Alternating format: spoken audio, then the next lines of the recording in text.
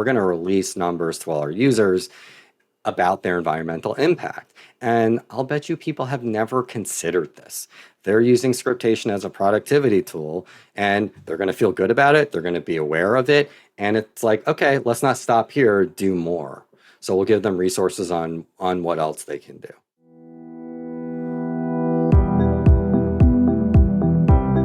I'm Andrea Learned, and welcome to Living Change, a podcast exploring unconventional climate leadership. I talk to people who've converted their personal values into business and policy decisions in a load of different sectors. The more we're visible about these changes, the more we chart the way for other leaders wanting to create new social norms. Today, I'm speaking with Steve Vitolo, the Emmy Award-winning founder and CEO of Scriptation. Steve won an engineering Emmy for developing a script annotation tool, which saves film and TV productions time and paper. It's used by staffers on big-name shows, including Saturday Night Live and Game of Thrones. The idea for Scriptation came to Steve early in his career. I started as a writer's assistant. And when you're a writer's assistant / script coordinator, you're putting out scripts for the production is one of the things that you do. You do 1,000 things, but one of the things that you do is you get the scripts ready and looking good and production ready, and then you distribute it to the cast and crew. So I was working on a pilot in 2013. We had a table read, and then 2 weeks later, we started production. And the showrunner was someone that rewrote constantly. And every single night, there was a 50-page script that would be distributed to 100 plus people. So as a script coordinator, I was getting the script production ready, and then I was printing it out and then handing it to a production assistant to then make 100 copies to then destroy the environment. I was like, okay, here's 50 pages. That's going to result in at least 5,000 more pages getting printed. And then we're going to do it all over again the next day. Wow. So, at least at that time, I wasn't a person where you would think of, oh, he's a super environmentally conscious person. So the fact that, I was like, this is insane. Like, what are we doing? We're destroying the environment. We could easily not do this. You know how easy it is to not do this? Very easy. So people were feeling the same thing that I was feeling, but it's, someone needs to do something about it. And it was the right time. And it also wasn't as simple as, okay, let's go digital. Because the big problem with getting all of these script revisions is a lot of people make notes on the pages. So if you have a 50-page script, and you hand it out to everyone, you have a faction of people that are marking up the script.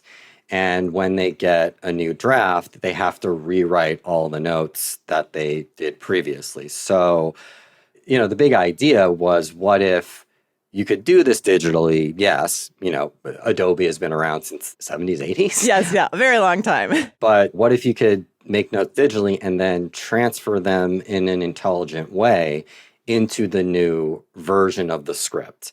We had to figure out if this is something that could be done. Was the technology available to us? Could we do it? Was it practical for people? And when I was meeting with all these different departments, I said to them, would you be willing to go digital? And I got, sure, maybe, I don't know. And then I said, well, what if we could transfer your notes into new script revisions? And then everyone was like, okay, I will figure out, I will figure out your software if you can do that, because it saves me hours of time every week. And there just has to be a practical component to this. And that, coincided with the environmental thing. And then it's like, okay, like now we really have something here, and it's something that is doing good for people in multiple ways, and they could get behind and use it. So how does somebody in a totally different industry go, oh, I know who to call about the technology. How did you do that? Well, I didn't know who to call. I had no idea who to call. Ghostbusters. I was techie in middle school and high school, and I would make websites using HTML and things like that. But this was obviously way beyond anything I had ever done. So I made a post on LinkedIn, Facebook, whatever was available at the time. And I said, does anyone know an iOS developer that can understand PDF documents? And luckily, I found the right person at the right time. And we worked on it together. And I still remember the meeting when he showed me, we were at UCLA, and he's like, okay, check this out. And then he hit the button and it moved over. And I was like, wow, that's amazing. That's so cool. And I was kind of like, okay, let's make it better. And then let's put it out there and let's see if people respond to it. So who was it? Somebody that you were already working with? Was it a production team you were already working with that you got to try it first? Or how did you do maybe a pilot or sort of start to test it? Who was game for testing? Very brave, early adopting beta testers. We had a director that won an Emmy for Modern Family, and he was using, because remember, at that point, the iPad and Scriptation is primarily an iPad app. You can use it on your Mac and you could use it on your phone, but people are used to having a paper script and something that size. So an iPad had come out around 2011. Oh, okay. So it's like, the technology needed to arrive at the right time. And there was a lot of that. Okay. There were PDF readers and annotators that had come out at that time. And he was already somebody that was using them and wanted to go digital. So this clearly appealed to him. It's like, wow, this is the biggest problem I have now, is I just have to re-highlight and redraw and everything. So we got him to do it. Was this somebody that you worked with directly or that you'd worked with in the past and you had a good relationship with? Or like, what was that first conversation like? This guy was somebody I had never worked with before, but I worked with a line producer for a number of years. He kept bringing me back to work on shows, thankfully. And this guy is digital and he's like always on the cutting edge of stuff. So he might be interested. And he was using us on big shows at the time when he was the only one and we were testing stuff out. I don't think I would have done that. Oh my gosh. I was like, okay. And I was saying, like, here are all the caveats of using this. Right. Make sure you have a backup. Make sure you all, because at that point, there were so many kinks to iron out of the app. But yeah, it was, he started using it. And then in 2016, we released the app in the App Store as a download where you can get it for $10. Oh my gosh. We got so many early adopters that just wanted to, like, okay, you're promising this thing. Like, let's see if it could perform. So I'm kind of curious, would that director be interested in being named and famed for this? Or do you keep directors' names? Like, oh, sure. You know what I mean? Like, who is this? No. Because I think we need to cheer this person on.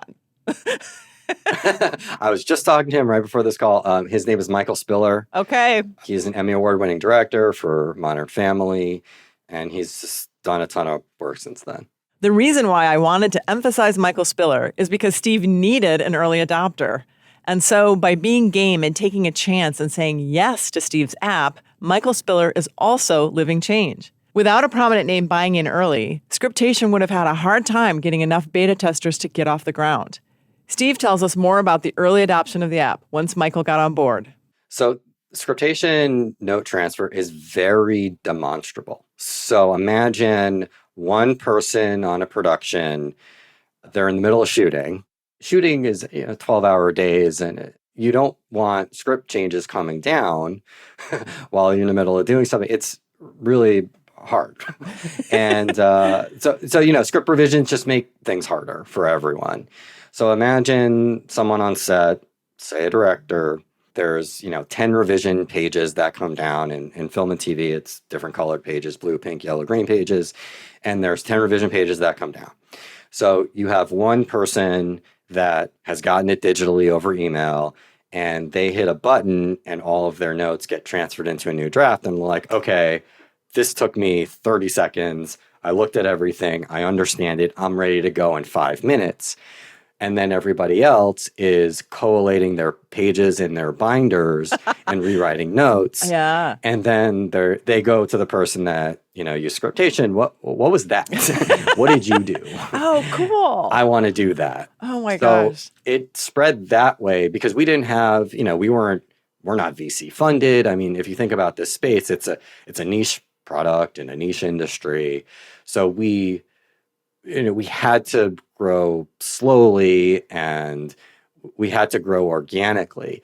So something that happened to me when I was working on shows which is I'd be on a show and it would get canceled and then I'd have to go to a new show. Right. This actually worked in our favor because you had somebody working on a show and they would spread it to a few people. That show would get canceled.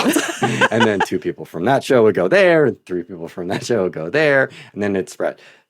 So it was very organic, and that was really the only way that we could, it was the best way to do it for us at the time, because we couldn't handle a ton of users at the time. And it was also great because we had a small group of early adopters and we kept having to make the app better, and they were so invested, and we would get a bunch of data in terms of like, this is how you make this better, and this is what users really want. And okay, we thought we were going to build this, but they really want that. So it really worked in such a nice way, and really the only way that I, not a business person, a film and TV writer, could really do it. I was so curious. What were the downloads like? And what was the equivalent in saving trees, CO2 emissions, waste, water? Just last year, in 2022, we've done 133,000 note transfers. That equates to almost 7 million pieces of paper that weren't used, which is, almost 15,000 reams of paper. And if you want to calculate that over tons of wood and BTUs and all that, I mean, the numbers are crazy. It's the equivalent of, 600,000 pounds of CO2, over 700,000 gallons of water, almost 40,000 pounds of solid waste. So it's real numbers. And the people that are using it, I mean, some are for environmental reasons, and I want to get off paper. But a lot of people are for productivity reasons, and a byproduct that is that they're saving a ton of CO2 emissions that don't have to be made. I love Steve's term byproduct. One of the reasons I was so eager to speak with Steve is because he's not running around saying he's a climate leader, and yet he's influencing change through innovation and smart business. And climate action is this huge byproduct.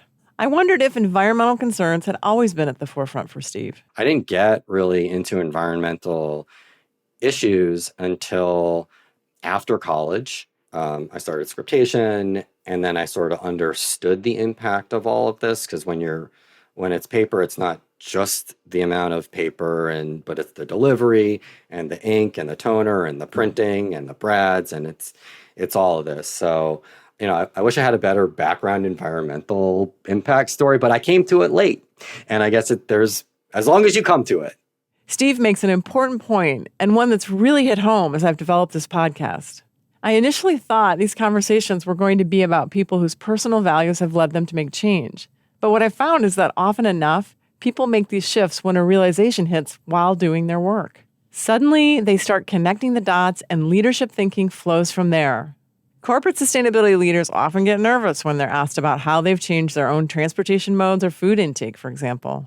But they love talking about sustainability efforts generally. I think Steve is a great example of someone who focused on his own work, who identified a need for an efficiency and productivity tool, and saw the climate impact emerge. Energized by the technical side, he pushes this whole initiative forward. His work backed him up into living change. And I think that's more common than I initially realized. Right. And so something that we haven't done, and I mentioned this a little before, is that we're going to release numbers to all our users about their environmental impact. And I'll bet you people have never considered this. They're using Scriptation as a productivity tool, and they're going to feel good about it. They're going to be aware of it. And it's like, okay, let's not stop here, do more. So we'll give them resources on what else they can do. Do more. Yes.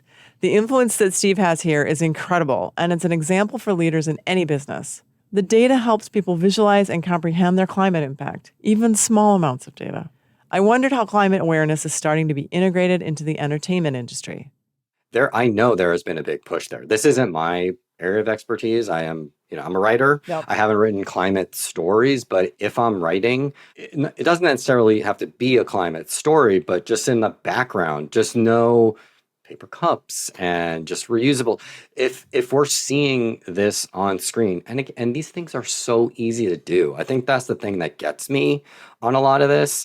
Here's an example. I was on a panel with another app creator. He's a director, He created an app called Shot Lister.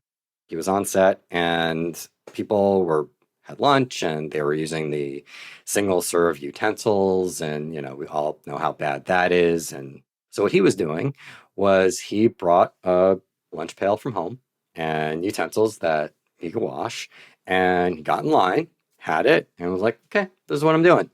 And then everyone saw that and they're like, wow, I'm a bad person.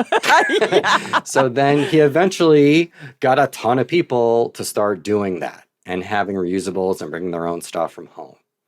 So we just need to see it. Someone needs to do something small, and then other people will be like, oh, well, that's really easy to do, and I'm going to do that.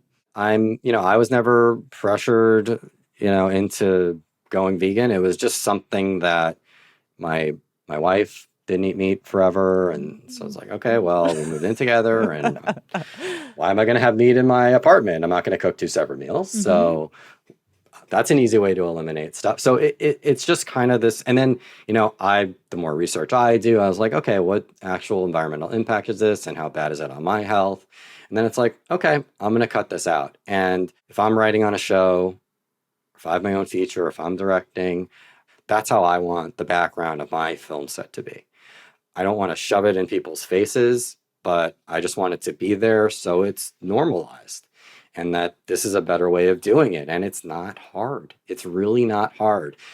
I think in terms of going vegan, 20 years ago, it was really hard. Now there are so many options and so many companies that are, have vegan products that taste really good.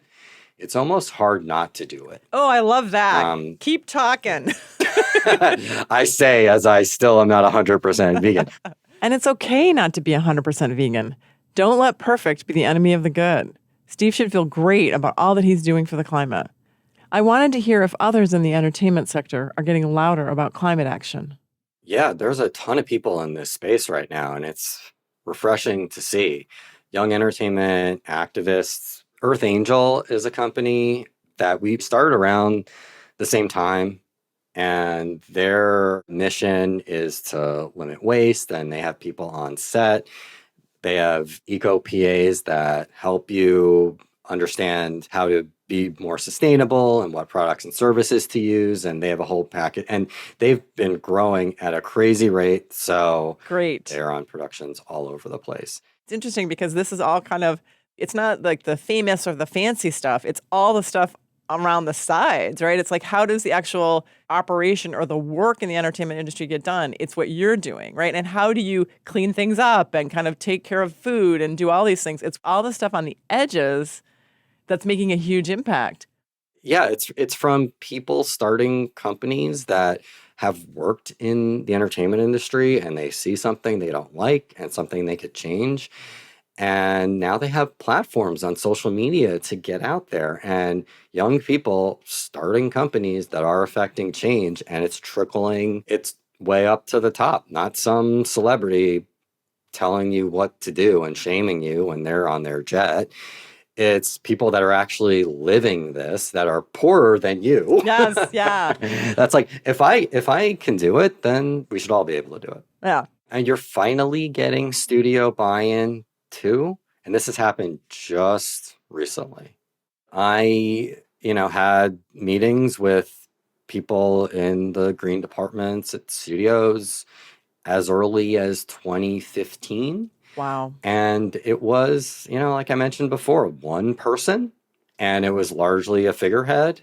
There was one sustainability person that I met with a bunch of times, became really friendly with, used the product, and just could not get the studio to even have meetings on it. And she eventually left and went to a studio where she actually could enact change. But it was like this, it was the most obvious display of just having a person there, just to have a person there. But that has changed recently. And because of that change, it's helped all of these companies started by a lot of, younger people to actually become real businesses. And it's just been good for them. It's been good for the people on the production, and it's made it for the studio. So it's all a benefit. And I don't know what eventually, made that shift there, but we're there now, and we're constantly moving and pushing the studios. And thankfully, they're actually listening this time. That's great. Now, I'm wondering, my one wonder there is, does the studio that you had built this whole relationship with and this time with, have they crossed over to the light yet? Or are you still seeing them kind of lagging on No. this? Wow, that's fascinating. That's fascinating. So they're looking around at all these other studios that are doing something and they're still not acting. It's hard to shame them, right? Yeah. Because then I'm out there shaming them. And oh, yeah. Yeah. The other thing that I wanted to say is there's a pledge. We were talking about this paperless pledge. So tell me a little bit about that. And I think there's a 2030 pledge to make Hollywood paperless. So tell me a little bit about where you are on that and what that pledge is about. 2030 is a pie in the sky number, even though it could be done today. We could all stop it today. But I understand the speed of how everyone, like I said, gradual change. Yep. But yeah, I mean, we've had people come to us specifically. A lot of people are on the productivity side, but we have some people that, Valerie Weiss, a director, for example, who heard about us and is using us because of the environmental impact. And she directed a feature called Mixtape on Netflix, which came out. It's great. Watch it. Oh, okay. So she's part of the 2030 coalition with Bradley Whitford, Gloria Calderon-Kellett. We've made it our goal to try and get the industry paperless by 2030. And we hope it happens. It's, an aspirational feat, I guess. But hopefully the idea is that we get enough people to join this coalition. We make it known that that's where we want to go. We set a goal and we try and connect with studios to make this happen. What can we do to work together? We work with guilds, we work with celebrities. Hey, you're on the show, so let's talk to the studio and see what we can do and try and get people off paper scripts because it is so easy. And not necessarily using Scriptation either. Yeah. If they don't want to use Scriptation for whatever reason, that's fine. But why do you have to print a paper script? We all have computers, phones, devices. iPads. We can go digital today. Mm-hmm. Yeah. So that leads me to, tell me the hashtag. Pledge paperless. Who makes the decision ultimately? Who do we need to impact with that pledge paperless call? Top line people at shows. Okay. Honestly, because the way that Scriptation succeeded is by being used on shows that are very popular. Because those people on the shows. Give me an example of shows that use it, really big name shows that you think are especially going to move average Joe TV or movie viewer to go, oh my gosh, how cool, right? And then they can celebrate that. So a lot of the big shows I can't name, but I will name some of the ones that are possible. That you can name. Okay, the big show that we worked on, this is our first big account, was Game of Thrones. Well, that's pretty big. Obviously, yeah, that's a big one. One that we're working on now is Saturday Night Live. That's pretty big too. But so here's what happens. When you have big shows like that, those are the ones that can say, I want to use this product, and studio, you have to figure out how to pay for it, because it's the big shows are the ones that call the shots, right? Yep. With the high, powerful people on those shows. We want to use this, we want to use that, and then, the higher ups are like, whatever you guys want to do, because you make us a ton of money. Okay, that's the bottom line. I love that. Is there anything else that you're working on in the climate sphere, or is it just mainly refining this product, which I think is enough, right? But is there anything else that you're working on? In terms of the company, it's just branching out into different production departments. There's a lot of areas that we haven't explored yet. Actors is one of them. We're mostly a production app, but we want to move into line learning features for actors, and that way they can use it on their phone instead of printing up their paper sides for the day, and casting teams, because there is an enormous market there, an enormous amount of waste from sides being printed. Another thing we want to do is get into more colleges and universities, because they're more receptive towards this type of thing. Yeah. Not necessarily script revisions, because that's like a television production thing, but for sure the process of, reading and annotating a script, and they're also already on their devices. So Right. if we start there and we do some, teaching of this is the benefits of it and the environmental impact, and we have those two pieces, just like we have in our professional space, I think in, colleges, universities, and we have some high schools and middle schools, Wow. using Scriptation as well. Right. I think those are, places for us to focus. Well, just to close this out and say the climate influence of what you've done and what you're continuing to do is unbelievable. So thank you so much for taking the time. Thanks for having me. This was fun. Learning about sustainability in the entertainment business was energizing and new for me. Our conversation makes me, with my social media-minded brain, want to tag every production company on Twitter about Scriptation. It's pretty cool that Steve was recognized for his work with an engineering Emmy. I'm almost certain this conversation has already inspired you to think about small changes you might be able to make in your sector. It doesn't have to be an Emmy-worthy app, but all of us can be setting an example and getting louder. Identifying, building, and leveraging your leadership is something few may feel prepared to do. But climate influence can't wait. If your organization is ready to make the shift, reach out to me. I'd love to help. Find me at www.learnedon.com. I'm also easy to find on Twitter, until it is no more, and LinkedIn. Living Change is produced by Large Media. That's LARJ Media. Special thanks to Tina, Joelle, Jeff, and Maria. Until next time, paddle safely.